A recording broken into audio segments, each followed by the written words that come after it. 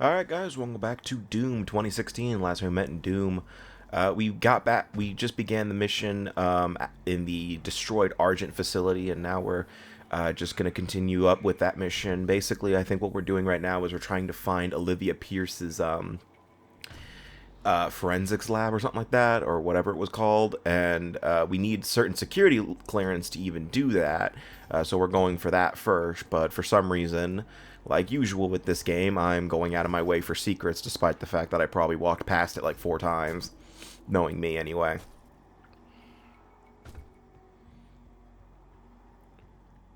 Especially when you consider that I've probably defeated almost every single enemy in this area, but that is just a habit of mine that doesn't go away in this game.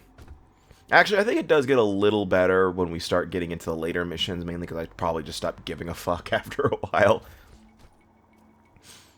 And also, I'm a little bit better at not walking past shit. But again, so I actually do want to bring up like a really funny technical aspect of this Let's Play that I accidentally screwed up. So whenever I record via OBS, I have like specific settings that I use. And I was so confused, and I must have changed them by accident or something, and I didn't realize it. Because when I was moving all of the sessions I had to my external hard drive, which is about like 8 terabytes of memory right off the bat, before I started moving Doom sessions over there, I probably only filled up a good, like, maybe quarter of it, because the only things that were in there were the Batman Arkham Knight sessions that I had for the review, and the Persona 3 Reload sessions I had at the time. And also some Steam games I had on, and almost a lot of my Steam library. So I was so confused as to why all of a sudden my hard drive was just almost full by the time I finished the Doom 26. I finished the Doom sessions, and I looked at it.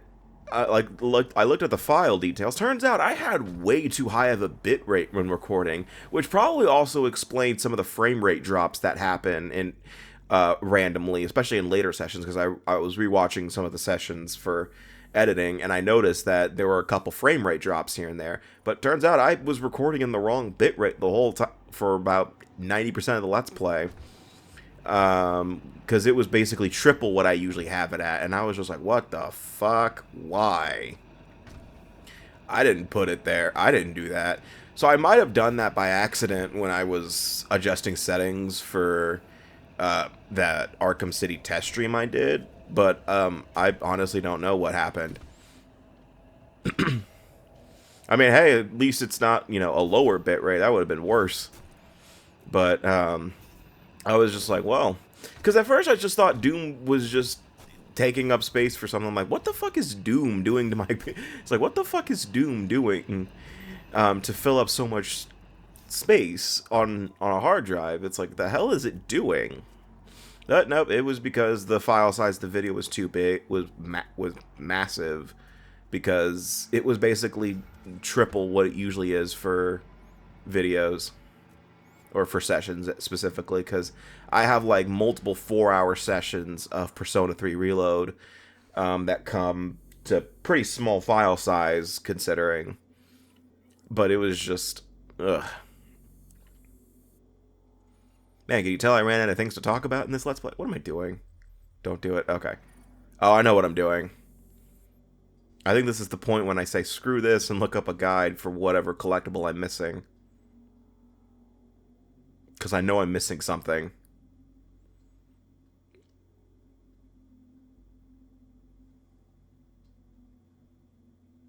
Should have cut that out. I forgot I did this.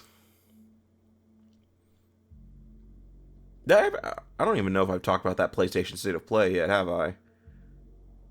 Well, mainly because there was not much really interesting that happened in it, to be honest, to be frank with you.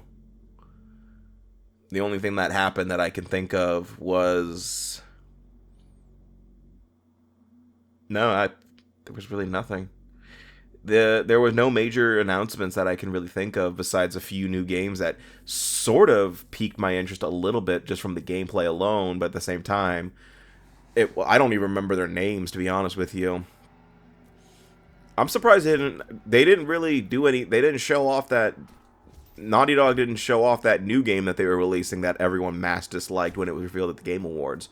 Probably because they didn't have enough, they probably weren't ready to show footage of that just yet, but I honestly haven't fully seen the teaser trailer, to be honest with you, so I am not going to make any impressions of it, but I've seen screenshots from the trailer that they released at the Game Awards, and I'm just like, it looks really, I mean, it's just kind of, I don't know how to phrase this, because the main thing I'm hearing about is the female lead's character design, but that honestly doesn't matter in my eyes as long as the game itself looks interesting, and really the game doesn't, nothing in that trailer really shouted at me to say this is going to be fun to play. Really the only thing it did was just say that this game exists, and that was it.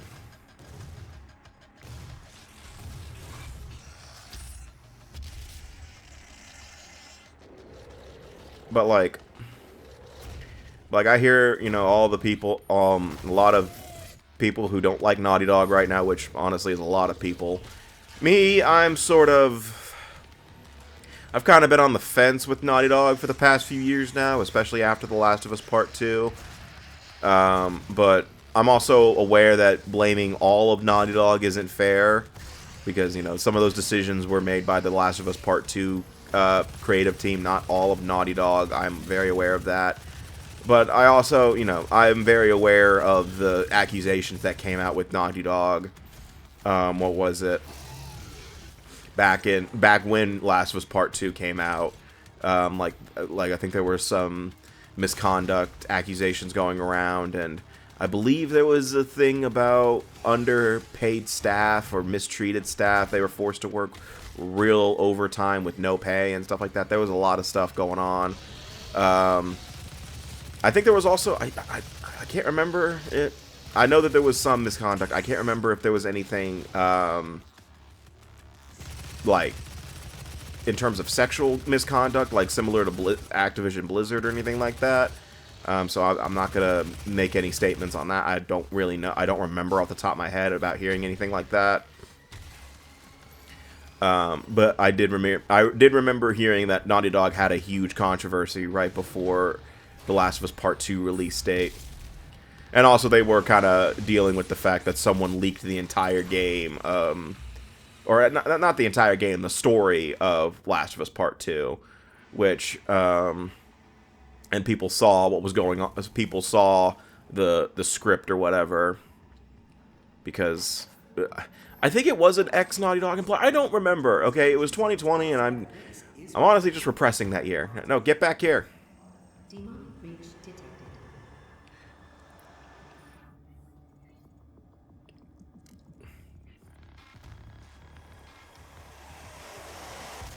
Or nest.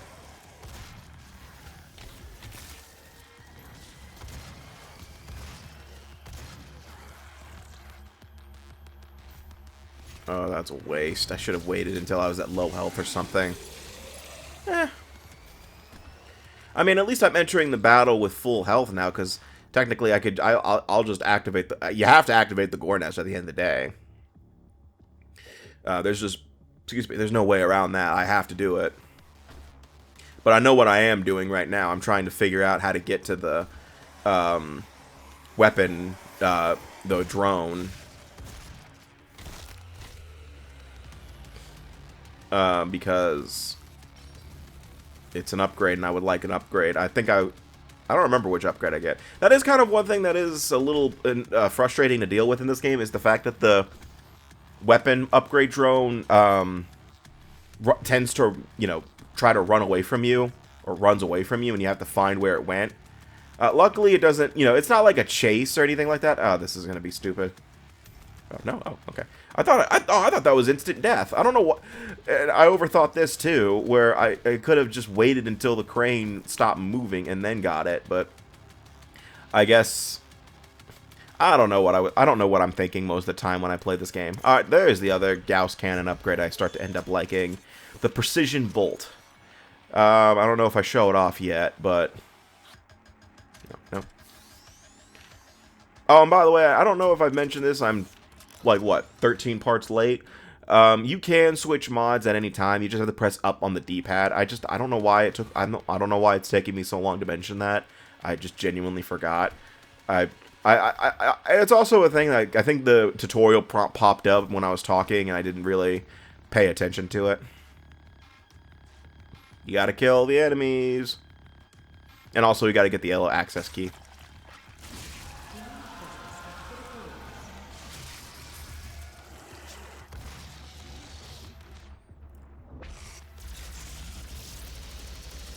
And the stun bomb for the plasma rifle is a really good weapon to use against Pinky. Just being honest here, I really do like it because, again, since Pinky's weak spot is its backside, you know, using the stun bomb, you can get behind Pinky and go to town on him.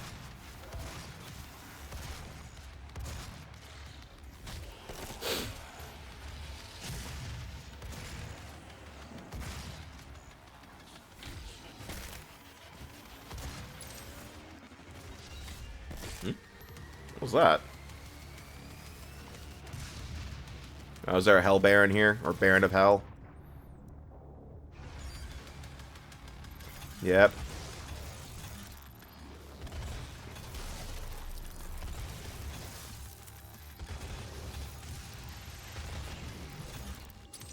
Oh, no glory kill. That's better.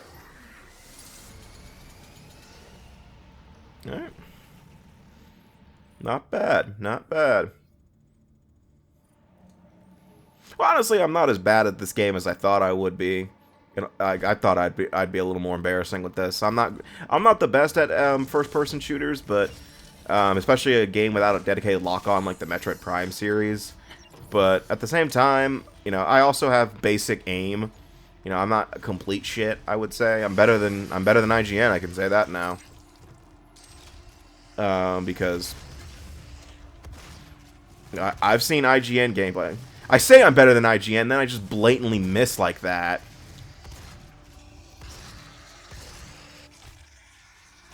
But I mean, I saw IGN play Doom Eternal, or like at least gameplay footage of IGN playing Doom Eternal, and like I swear to God, they missed like 90% of the shots they hit, or the 90% of the shots they did. Because it was just like, I'm like, dude, even, like, I have seen better aim out of a freaking child. Use the combat shotgun to eliminate all targets before the time runs out, or something like that. Yeah, health levels are critical, use armor to survive. So this one is basically, you're just using armor instead of health because you're at 1 health. I don't remember if I hate this one or not. We're gonna find out. And yeah, even glory killing doesn't give you health. But that demon one-shotted me, even though I had armor. So, well, it was only like what, 15 armor, was it? So for this, yeah, you just basically want to be a little more cautious. I don't remember. I don't even know if I get this one. I don't remember. I know there's at least, I think because of the Hell Knights alone, I said screw that.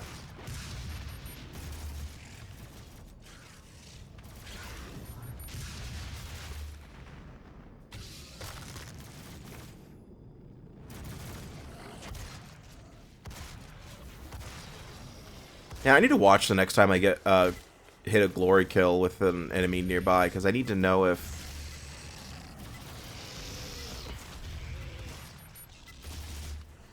I need to know if you get invincibility frames when... Oh, I think I get it.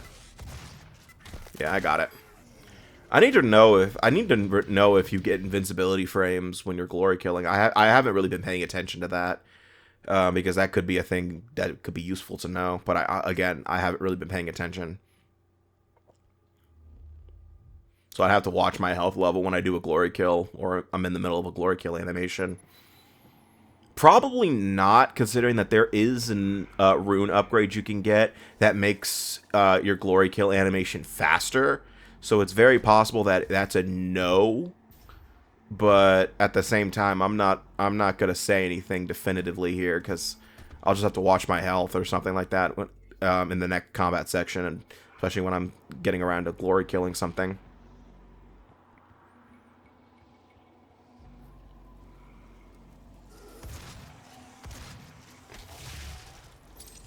Damn it, I wasn't watching. Well, honestly, I don't even know if I want to count that, considering that I was in the blast radius during that.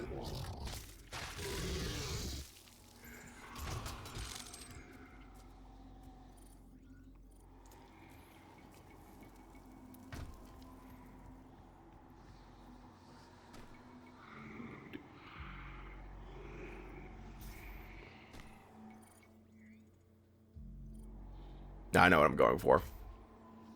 Mainly because it's pretty easy to spot. So wait, did the UAC leave these green beacons too? Because, actually, you know what? It wouldn't be surprising if they did.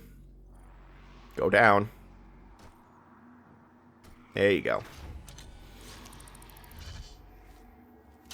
You know, that's actually one design detail, one design thing a lot of people have been debating about over the past few years, is the idea of player guides being very unsubtle. Specifically, you know, things like the green beacons that I was just making jokes about, but like another thing is like the yellow paint spread out through God of War and God of War Ragnarok, or well, no, it's white paint in God of War Ragnarok, but you get what I mean. Or like having yellow paint in general for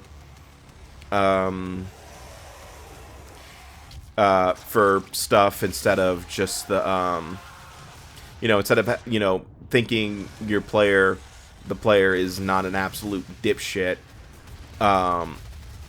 so they should be able to figure out where to go based on, you know, if they can't go forward, then maybe they need to go up or something like that. But I'm both like indecisive about it. Like, on one hand, yeah, it is one of those things where it's like, if you've played the game before, it is kind of stupid to have that sort of thing on there, because it's basically telling you, it's basically a moment of, yeah, I get it, I know where to go. You don't need to have a giant beacon telling me where to go. But it is also helpful for first-time players. So it's kind of one of those things where I feel like it wouldn't be as harmful if you could just straight up turn it off. If you could either straight up turn it off or have some sort of like difficulty mode, like for beginners versus experienced, in terms of for exploration games like that. You know, if you could just turn it off, that'd be fun. I wouldn't, you know, I wouldn't complain. You know, it's completely optional. You don't have to engage with it if you don't want to. But that also just means I don't want to hear people complaining that there was no way to tell where to go, because you probably turned that shit off on your first playthrough because you're fucking stupid like that. Then again, there are people who complain about how a game doesn't explain certain mechanics even though they clearly did.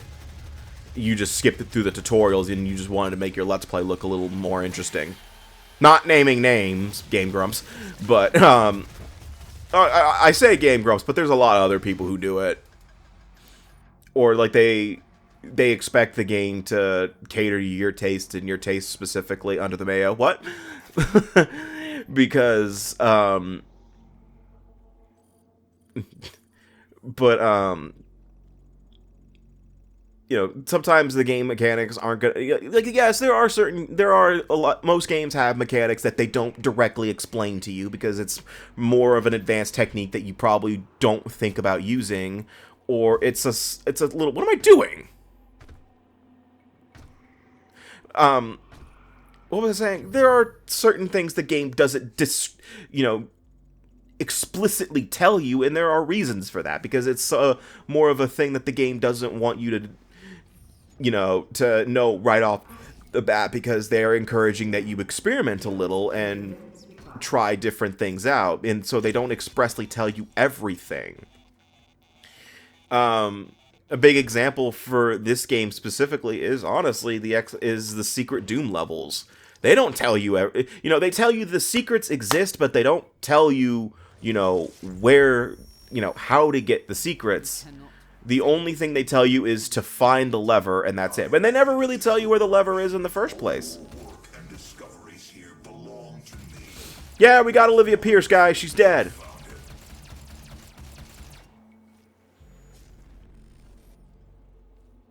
I don't know why I'm teabagging, but I did.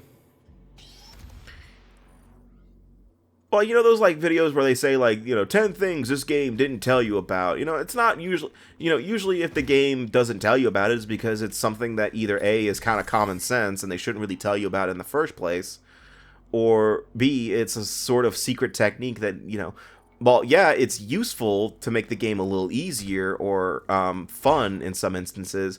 It's also something that you don't need to expressly know because you don't have to use it.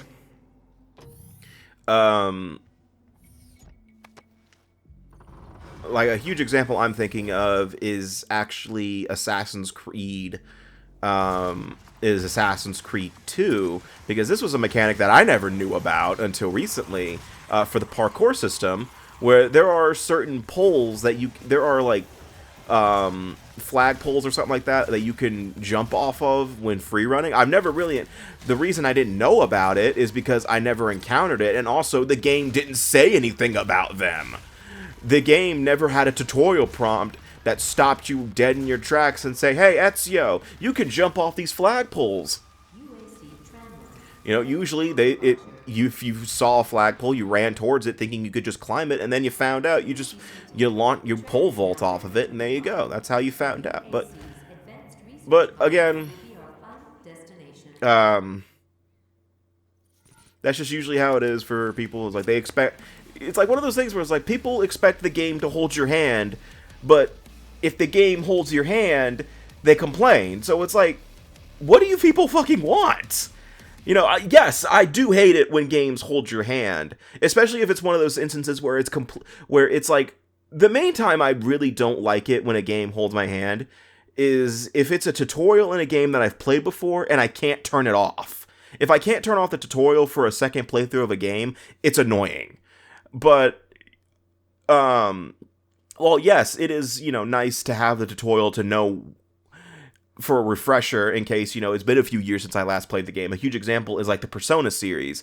Sometimes, yes, every Persona game, it's pretty simple down to a certain degree, but every Persona game has its own, mechanics that the other games don't have. Like Theurgies are in Persona 3 Reload, but they're not in Persona 5. So, having a refresher for Theurgies is not the end of the world to me, but at the same time, I would prefer to turn it off. And it's not like the game, stops you dead in your tracks no matter what for the tutorial, and they also incorporate the tutorial into the story, so you really can't skip it.